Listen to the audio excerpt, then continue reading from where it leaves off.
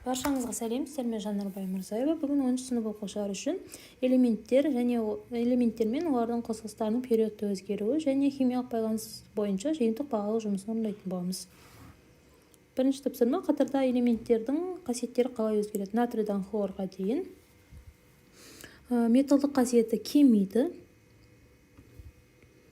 Биметалдық қасиеті артады. Атомдық радиусы артады, себебі электрон саны көбейеді. Электр терістілігі артады. Ядро заряды артады, себебі бізде электрон саны көбейеді. Протон саны көбейеді бізде. Жоғары тотығу дәрежесі артады. Сыртқы қабатында электрон саны да бізде артады екен. Тек қана металдық қасиеті ғана кемиді екен, қалған барлығы артады екен. Тұжырымдаманың дұрысын немесе бұрысын анықтаңыз. Қатардағы оксидтердің қышқылдық қасиеті артады. Бұл бізде дұрыс, себебі хлор бізде қышқылдық оксид болып, ал натрий негіздік немесе сәттілік оксид болып табылады. Дұрыс. Мына қатардағы сутек қосылыстарында қышқылдық қасиеті артады. Кемиді қышқылдық қасиеті. Демек, бұл бұрыс бізде. Себебі қышқылдық қасиет жоғары қарай артады, төмен қарай бізде негіздік қасиет артады. Топта жоғарыдан төмен қарай гидроксидтер негіздік қасиет төмендейді. Бұл бұрыш. Бұл жерде де бұрыс.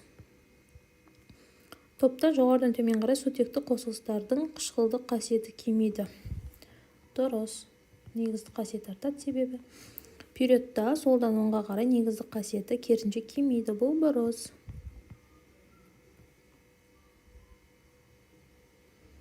Тек амфотерлі оксидтер қатарын көрсетіңіз. Біріншісінде бізде калий оксиді жатпай тұр, негіздік. Екіншісінде барлық амфотерлі екен, Б нұсқасы дұрыс.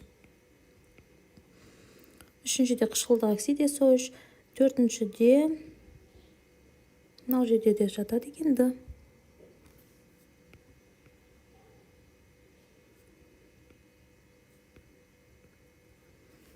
Бесіншіде жатпайды, натрий оксиді тұр ішінде. Одан кейін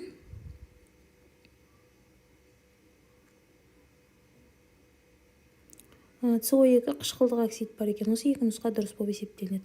Химия элементтердің электрондарын энергетикалық деңгейін сәйкестендіреміз. Алдымен осыларды қосып шығамыз. Қосамыз былай ойша. Мына жерде бізде шығады 11. Сол кезде бізде реттік нөмір шығады. Екіншіде 19, 21, 10, 28, 29. Келесіде 16. 11-ші элемент бізде натрий. Демек, біріншісінікі натрий. Келесі 21-ші элемент бұл скандий екен. Келесі 29-ші элемент бізде мыс. 16-ші элемент күкірт. Осы ретпен болады. Металдық және иондық байланыс арасында ұқсастығы мен айырмашылығын анықтаңыз. Айырмашылығы: металдық байланыс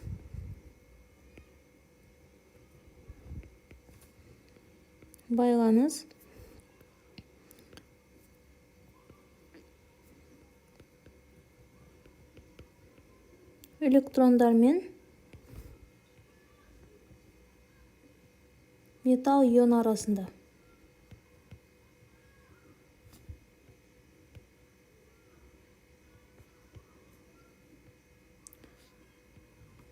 Ал иондық катиондар мен аниондар арасында болатын байланыс.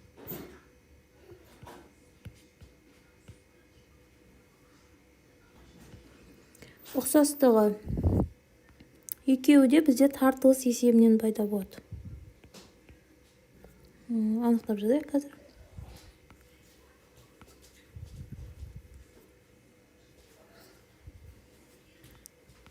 Оң зарядпен теріс заряд тартылысы есебінен болады.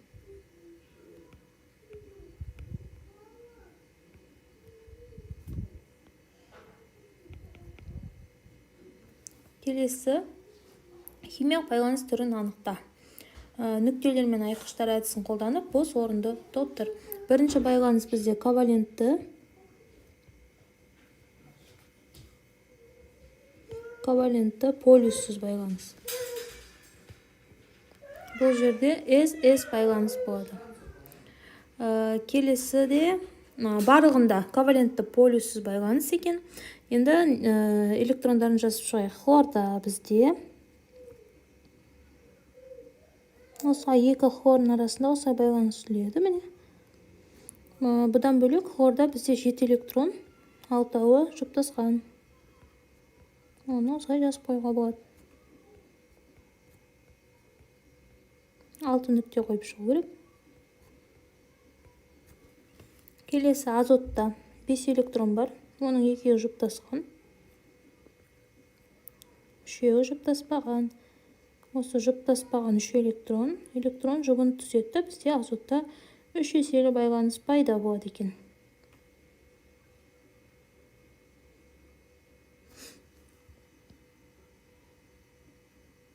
Сигма байланыс мына жерде 1 сигма 2 пи байланыс түзіледі.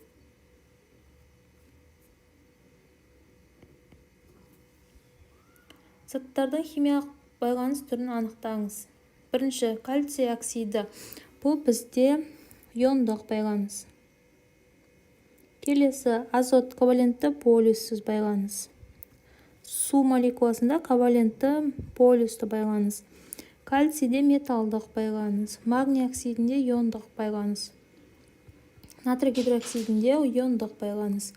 Оттекте ковалентті полюссіз. Мырышта металдық байланыс. Алюминий оксидінде иондық байланыс.